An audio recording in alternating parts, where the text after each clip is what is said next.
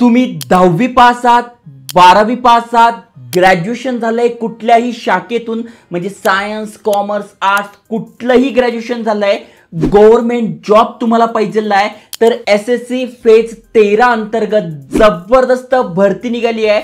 महत्त्वाचं म्हणजे 2423 जागांसाठी भरती असणार आहे आणि अप्लाय करण्यासाठी फक्त 100 रुपये फी आहे।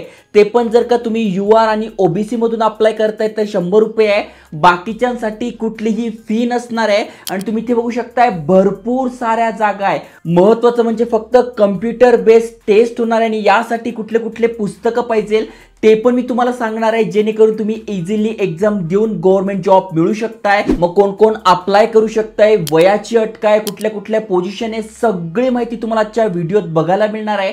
अप्लाय कसं करायचं ते पण सांगणार आहे, त्यामुळे व्हिडिओ पूर्ण बघा। चॅनलवर नवीन असाल, आयकॉनिक मराठी चॅनल सबस्क्राइब केलं नसेल तर नक्की करून ठेवा। भरपूर सारे जॉब अपडेट आणतोय। WhatsApp channel, Telegram channel join करा। चला तर बघूया डिटेलमध्ये।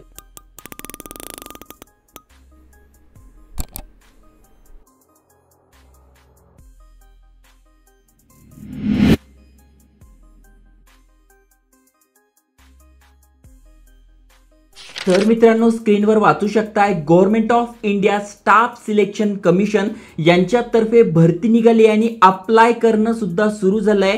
इथून आपण अप्लाय करू शकतोय। जसं की बघू शकता ही यांची पीडीएफ आहे, 2 जूनला हे अपडेट आलंय आणि अप्लाय करणं सुद्धा सुरू झालेलं आहे। जसं की तुम्ही बघू शकताय 2 जून 2025 पासून 23/6/2025 पर्यंत आपण अप्लाय करू शकतोय। फॉर्म भरण्याची शेवटची तारीख 23च असणार आहे। त्यानंतर आपली जी कम्प्युटर बेस्ड टेस्ट असणार आहे ती जुलै ते ऑगस्ट दरम्यान होणार आहे। टेंटेटिव्ह तारीख आहे, या दरम्यान तुमची एक्झाम होईल, इंटरव्ह्यू होईल आणि तुम्ही ते जॉबला लागणार आहात। यामध्ये सगळी माहिती दिलेली आहे, तुम्ही ते बघू शकताय।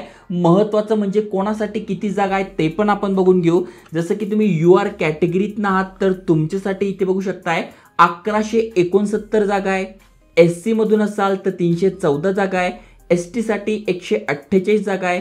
ओबीसी साठी 561 जागा आहे आणि ईडब्ल्यूएस मधून तुम्ही अप्लाय करताय तर 231 जागा, अशा एकूण 2423 जागांसाठी एसएससी अंतर्गत मेगा भरती निघाली आहे। आता डिटेल मध्ये आपण समजून घेऊ। जसं की बघू शकता तुम्ही 10वी पास तुम्ही आहात तर multitasking staff, library clerk, office attendant आणि ड्राफ्टमन या पोस्ट असणार आहे। कोणासाठी तर 10वी पास साठी, ज्यासाठी 18 ते 25 तुमचं वय पाहिजे। पण जर का कॅटेगरीत नसाल तर वयामध्ये सूट दिली आहे, ते पण मी तुम्हाला सांगणार आहे। आणि यासाठी कुठलाही अनुभव नाही आहे, तिन्ही पोस्ट फ्रेशरसाठी आहे, त्यामुळे एक्सपिरियन्स नाही आहे तरी अप्लाय करू शकताय। 12वी पासवर तुम्ही अप्लाय करणार आहात तर stenographer, pharmacist, nursing officer, surveyor, junior technical assistant यासाठी भरती असणार आहे। वय तुमचं 18 ते 27 पाहिजे आणि पदवीधरसाठी तुम्ही अप्लाय करताय तर assistant technical officer, research associate, accountant आणि सिनियर इन्व्हेस्टिगेटर या तुमच्या पोस्ट असणार आहे। महत्त्वाचं म्हणजे यासाठी 18 ते 30 वय तुमचं आहे, अप्लाय करू शकताय आणि कुठलाही अनुभव तुमच्याकडे नाही आहे तरी चालणार आहे। ओके, जसं मी सांगितलं अप्लाय करण्यासाठी फक्त 100 रुपये फी आहे यूआर आणि ओबीसी साठी। महिला तुम्ही आहात, एससी एसटी मधून आहात तर कुठलीही फी नाही आहे, त्यामुळे नक्की तुम्हाला याचा फायदा घ्यायचा आहे, कारण की कुठलीही फी न भरता तुम्ही गव्हर्नमेंट जॉब मिळू शकताय। 10वी बेसवर, 12वी बेसवर, ग्रॅज्युएशनवर तर येतच असतात, पण 10वी आणि 12वी साठी गोल्डन चान्स आहे।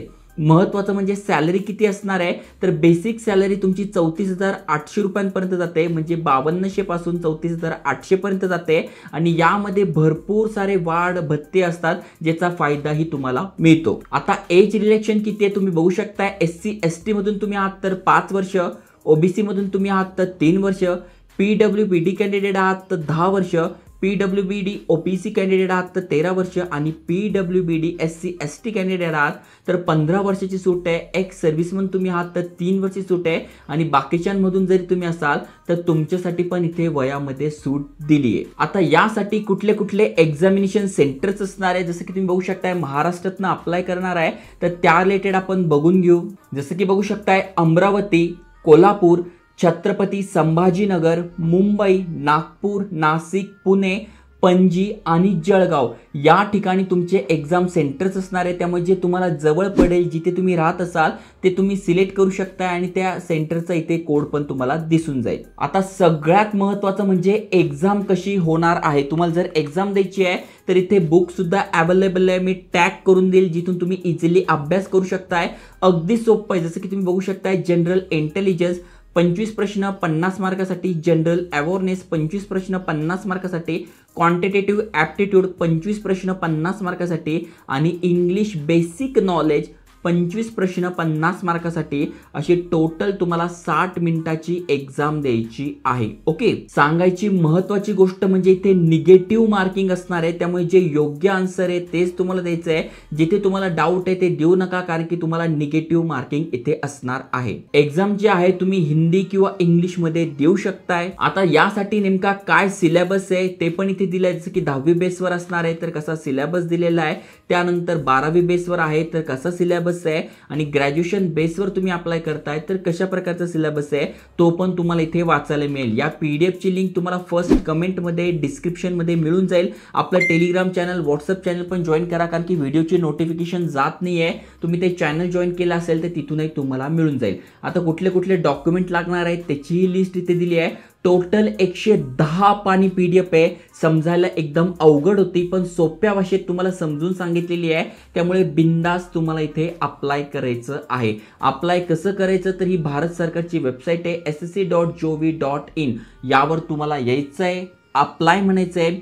अप्लाय करण्यासाठी इथे बघा ते आलंय, मग इथे अप्लाय म्हणायचं आहे।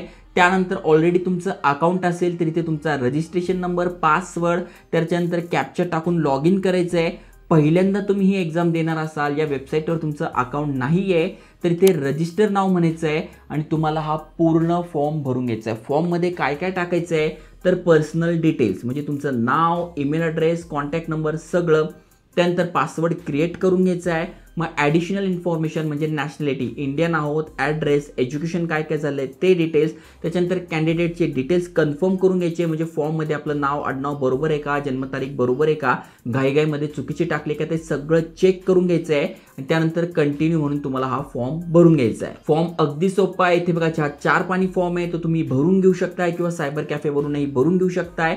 नक्की अप्लाय करा, डिटेलची माहिती तुम्हाला डिस्क्रिप्शनमध्ये टाकली आहे, फर्स्ट कमेंटमध्ये सुद्धा तुम्हाला लिंक मिळून जाईल। त्यामुळे जे इलिजिबल आहे, ज्यांना 10वी पासवर, 12वी पासवर, ग्रॅज्युएशनवर गव्हर्नमेंट जॉब पाहिजे आहे, नक्की शेअर करा, अप्लाय करा।